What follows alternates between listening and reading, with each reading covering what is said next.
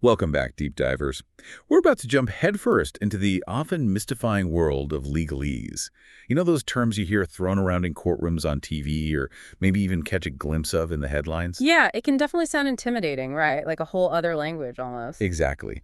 But we're here to decode 10 of those complex legal terms that you might come across, whether it's in the news, your favorite crime drama, or even just out in the wild. Because let's face it, understanding this stuff can make you feel like you've got a secret decoder ring for the legal world. Okay, so let's kick things off with a term that might make you think of sworn statements and solemn oaths. Affidavit. You got it. Now, to break it down, an affidavit is essentially a written statement, but with a big catch, it's made under oath. Right, so it's not just some casual note you're jotting down. It's a super serious promise that everything you're writing is the absolute truth. And this is super important, especially in court, because these affidavits can actually be used as evidence. So let's say, for example, someone can't physically be present in court to testify. Exactly. That's a perfect example. Their affidavit could be used in their place, maybe to support someone's alibi or something like that.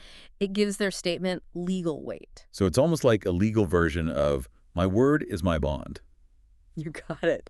And speaking of things that happen in court, that leads us right to litigation. Yeah, litigation, the word that can send shivers down your spine. Because it's basically taking legal action, right? Absolutely. It's a whole shebang, the entire legal battle, from the very first step of filing a lawsuit all the way through trials, motions, hearings, the works. And it's definitely not for the faint of heart. No, it's a complex process. And let me tell you, it can be super expensive and drag on forever. So you could say something like, the company was hoping to avoid litigation and settle the dispute outside of court. Perfect example. Nobody wants to go through that if they don't have to.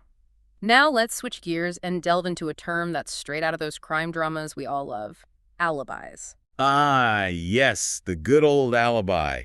It's your get-out-of-jail-free card. Your proof that you were nowhere near the scene of the crime. Exactly. It's like having a rock-solid witness who can vouch for you, saying, nope, they couldn't have possibly done it. They were with me at the library, or we were watching a movie, or whatever it may be. And a strong alibi can be the key to clearing someone's name completely. Absolutely. It's all about having that evidence to back up your claim of innocence. So you could say something like, the suspect's alibi checked out. They were at a conference across town when the crime occurred. Bingo! Now let's talk about bail, a word that's often surrounded by some confusion. So bail comes into play when someone gets arrested, right? Right. And they want to get out of jail while they're waiting for their trial. Exactly. Think of it like this. It's a sum of money that acts as a guarantee. You're basically saying, look, I promise I'll show up for all my court dates. Here's some money to prove I'm serious. It's like putting your money where your mouth is. Exactly. And the judge gets to decide how much that promise is worth based on the circumstances of the case.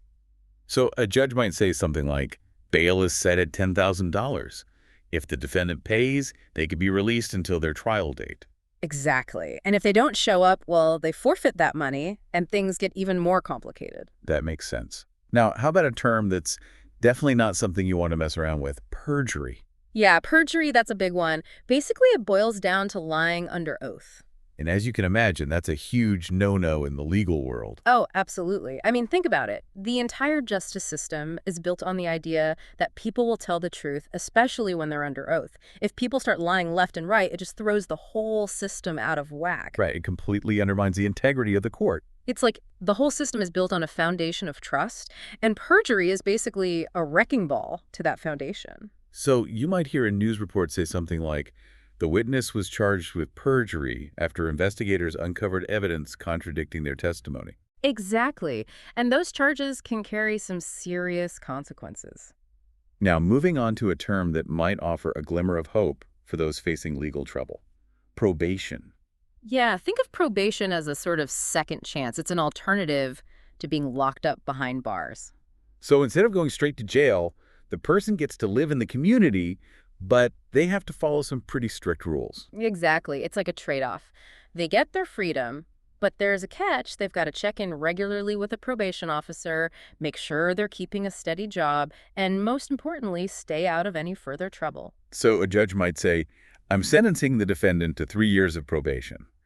They'll need to meet all the requirements or risk going to jail. Precisely. And let's not forget, if someone believes they were treated unfairly during their trial, They can always file an appeal. So an appeal is basically like asking a higher court to take a second look at the case and see if any mistakes were made along the way. Exactly. They're saying, hold on a second, something wasn't right here. Let's have another set of eyes on this.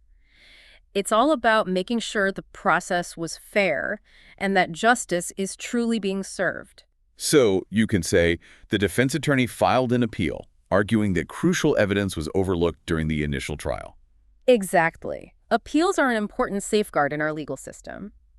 Speaking of safeguards, let's shed some light on a term that might sound a little intimidating: indictment. Yeah, indictment. It sounds like you're in some deep trouble. Well, it definitely means things are getting serious. What it means is that a grand jury, which is basically a group of regular citizens, has looked at all the evidence and decided, yep, there's enough here to formally accuse this person of a crime. So it's not a guilty verdict, but it means they're one step closer to facing a trial. Exactly. It's like the grand jury is saying, we've seen enough to move this case forward. So you might hear a news report say, the grand jury has returned an indictment, charging the CEO with several counts of insider trading.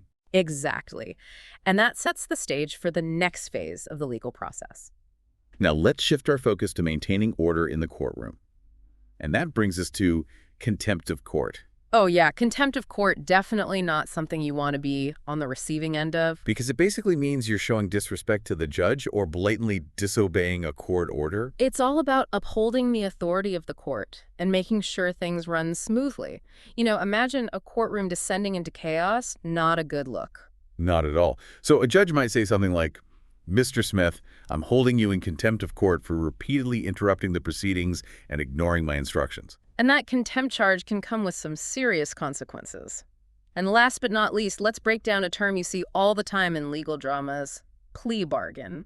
Ah, yes, the plea bargain, where deals are made and cases are resolved without going to trial. Exactly. It's basically an agreement between the prosecution and the defense. The defendant agrees to plead guilty, sometimes to a lesser charge, and in exchange, they might get a lighter sentence. It's like a compromise, a way to avoid the uncertainty and expense of a full-blown trial. Right. So you might hear lawyers say something like, we've managed to negotiate a plea bargain that will significantly reduce your prison time. But plea bargains also raise some interesting questions, don't they? Absolutely. Yeah. I mean, is justice truly being served if someone pleads guilty to something they didn't do just to avoid a harsher sentence? It's a complex issue with no easy answers. Well, deep divers, there you have it. 10 legal terms decoded, demystified, and ready to impress your friends at your next cocktail party. But remember, this is just a taste of the vast and ever-evolving world of law. Keep those legal minds sharp, and who knows, maybe we'll see you back here for another deep dive into the fascinating world of legalese. Thanks for joining us, and until next time, happy lawyering. Or at least happy understanding those legal eagles. Exactly.